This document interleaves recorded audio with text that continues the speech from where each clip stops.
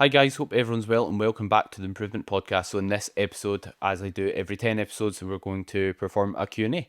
So thank you very much for everyone who have submitted their questions.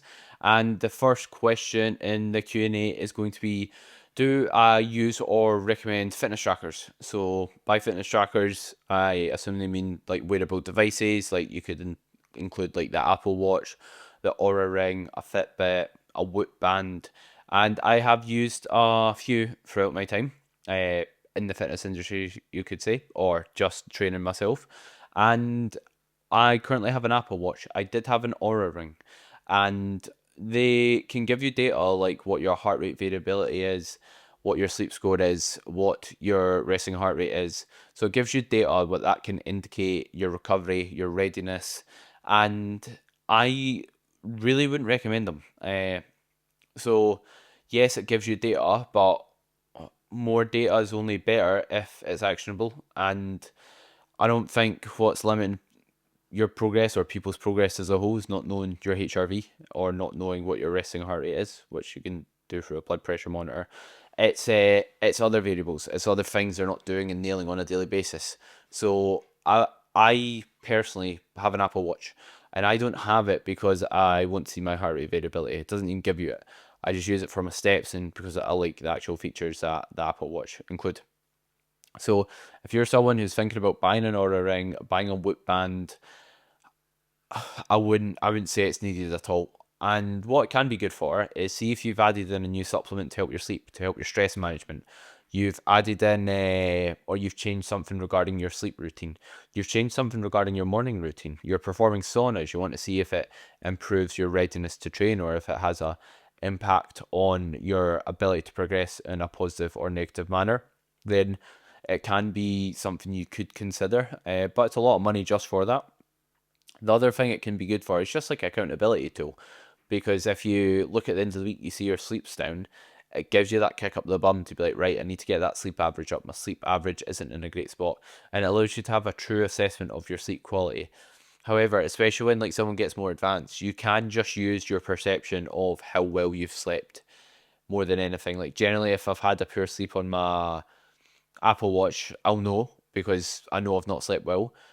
So it can give you some actionable data, but it can also just do some more harm than good because then you'll go to train, you'll look at your watch, you'll look at your ring, you'll look at your band, and then you'll see your readiness to train's poor, your heart rate variability is low, which is a sign you're not recovered well. And then what's that going to do? That's not going to have a positive impact on your ability to have productive training.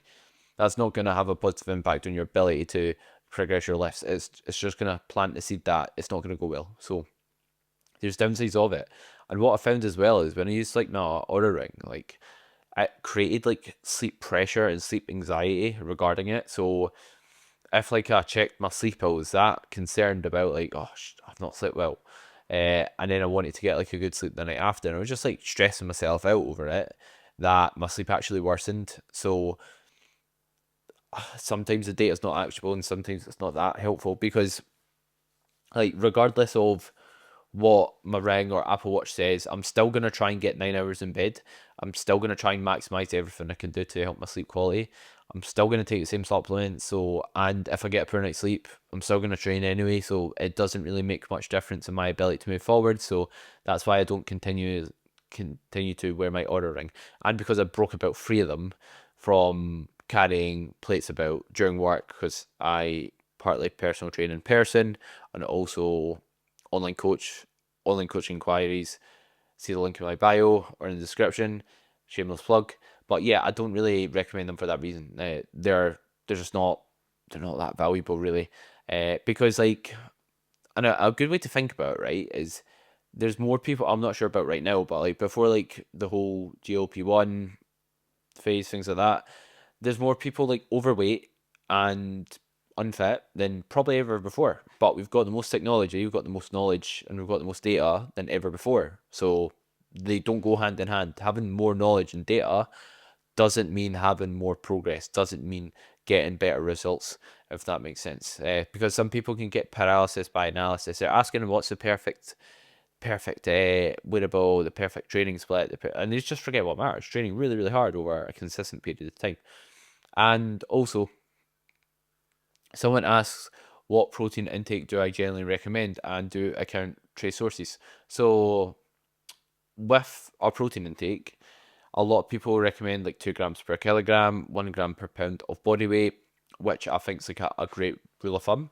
There's caveats to that. Like if someone's got like a lot of body fat, then they might not need 2 grams per kilogram, because it's not a reflection of how much lean mass they have. So what you can do is, if someone's got a lot of body fat, you can go by their estimated lean mass. That could be a better way to go about it, or just pull a bit off if it seems crazy high once you consider 2 grams per kilogram if someone's overweight. But yeah, generally, like, I'll stick a wee bit above that range. I'm not like really anal about it. Like if a client weighs 87 kilos, I won't literally put it on 2 times. Or if they weigh like 66, I won't put it on like literally 2 times that. You know what I mean? I'm not gonna put them on like 122 grams, like to that amount. Like I'll see what their body weight is, they're roughly their lean mass, times it by 2, and then I'll usually go up by like round it to the nearest 25 grams, maybe a bit more. Uh, and I generally like being on the safe side and the slightly higher side when it comes to protein intake. The reason being is that there's literature coming out showing the benefits of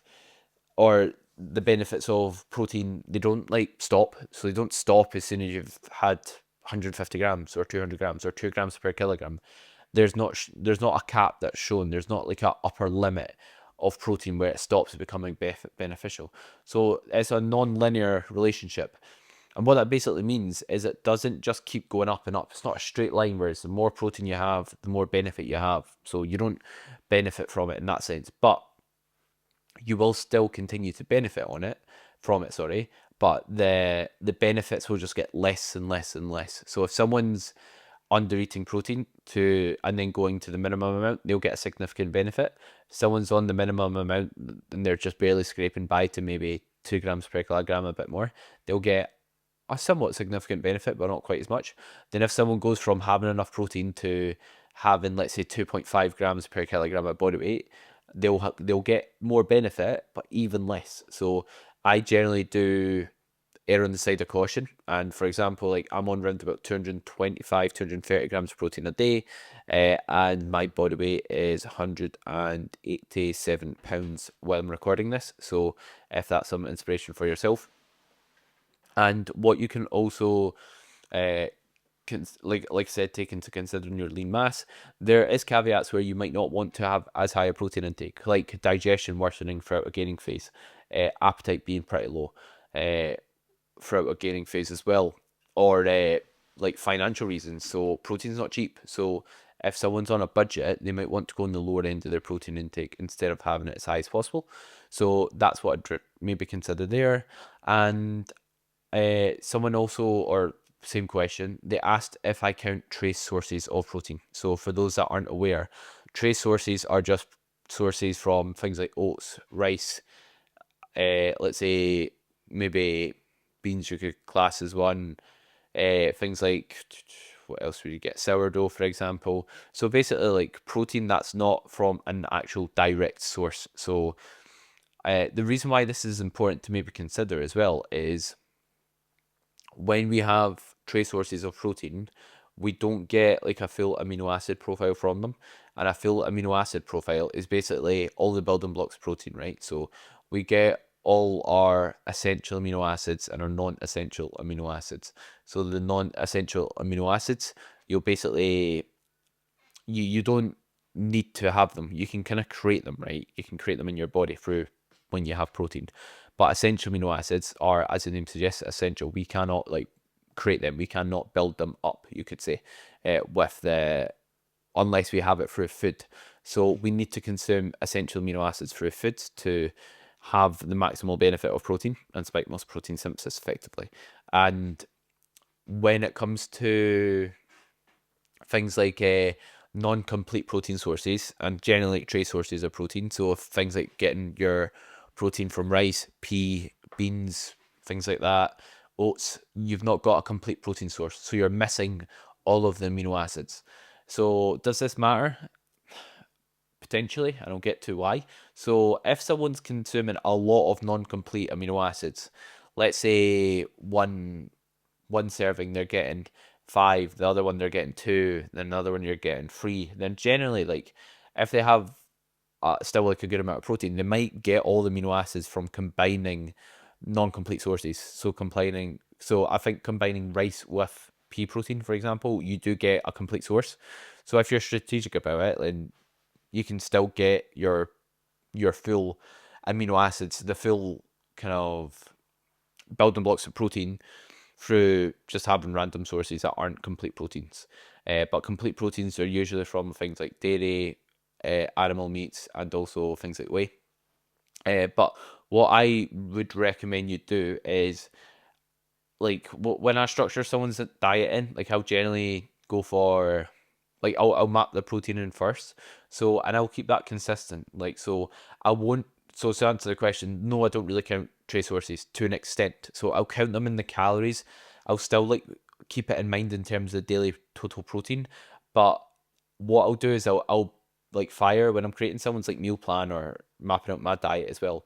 I'll always fire like the actual protein in first. So I'll fire things like for a meal, the whey protein is the protein source, chicken breast, eggs, for example, before I then map in all other food. So I'll know before adding everything else in what the protein will be from direct sources, from high quality, complete protein sources, and then I'll add in things like rice, oats, etc. So I will look at what the actual amount of protein is from the direct sources, and then add in the trace ones. So I know I'm getting an appropriate amount in before considering all like the grains, etc. someone's getting in their diet. So the quality is higher of that protein. And someone else asked, what's the hardest part of post show? So post show is referring to the window after competing in a season or show in bodybuilding, and it's a time which can be quite difficult to handle for a lot of individuals. So you might think, well, you know, I mean, your diet's done, like, oh, you're fine. You know, what I mean, you can eat more food, life's good, but it's not quite as easy as that because post show is a time when your body fat's very low, your hunger is very high, your hormones aren't always in the best spot, your libido can be gone from prep, your fatigue can be high, your relationship with food can sometimes be poor after competing. So it can be a difficult period for many.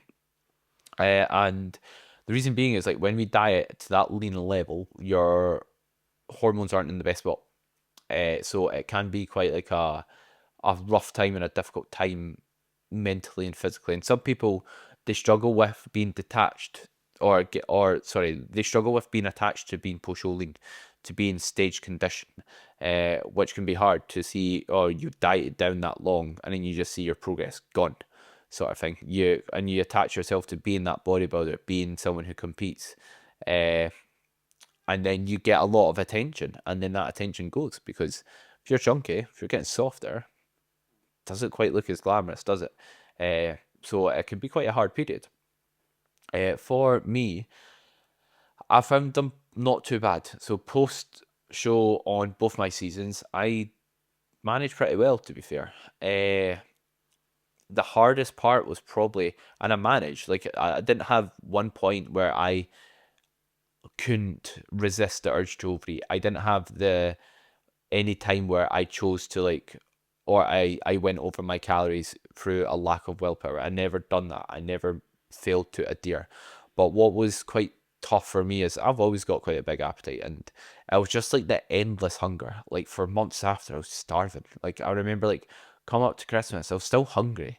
And it's just like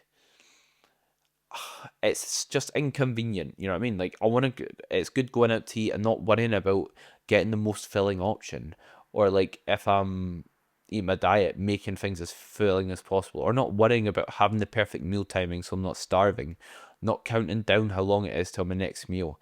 I'd say that was quite difficult. I managed, I'd done it, but I was just I couldn't be bothered with it because you just want your hunger to drop. You just want to like not have to worry about food sort of thing. So I'd say that was quite difficult for myself.